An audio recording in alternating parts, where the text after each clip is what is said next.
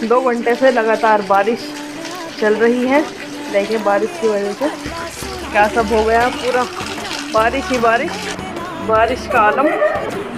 और ये होनहार बच्चे,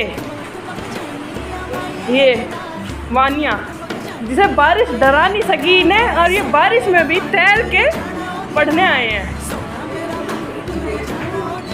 तो कोई ये नहीं कहेगा कि हम नदी पार करके स्कूल जाते थे, ये भी बारिश में भीगते हुए आए हैं आज ट्यूशन पढ़ने के लिए।